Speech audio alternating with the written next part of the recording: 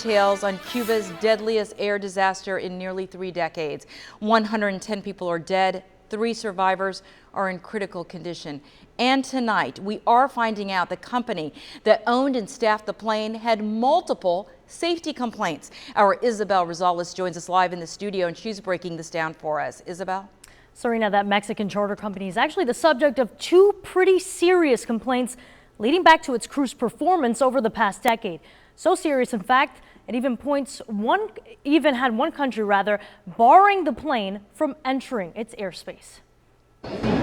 As Cuban investigators work to find out what caused this Boeing 737 to crash, Cubans in Tampa recall their own alarming experiences with Cuba's domestic flights. It was tremendously bad. It felt like it was shaking. As soon as it was coming off the ground, it was like shaking.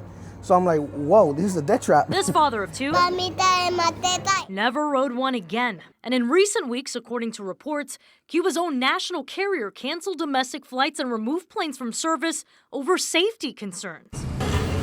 And now those concerns could be more widespread. This crash plane was actually a rental from a Mexican charter company. The news of the crash left this aviation expert surprised. Boeing 737s have a great safety record, and they make thousands of flights a day. And it's typically the heart of a lot of fleets. Today's stunning developments. Nearby country Guyana told the Associated Press the same plane was barred from using their airspace just last year after they discovered the crew were overloading luggage on flights to Cuba. It's extremely dangerous, especially if the pilots don't know how overloaded is it. Is it overloaded aft? Is it overloaded forward? I mean, it's one of those things where as a pilot, you don't know what that plane is going to do. The second serious complaint, a Facebook post from a 40-year pilot for Cuba's national carrier, recounting that the island rented a plane from this same company a few years back when it dropped off radar. As a result, he writes, Cuban officials suspended the captain and co-pilot for serious technical knowledge of issues.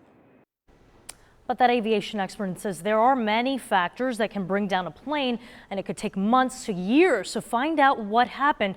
Also adding that one of the black boxes recovered there at the crash site will be crucial to that investigation. Meanwhile, Mexican authorities say the company passed a verification of its maintenance program just last year. Serena? Thank you, Isabel.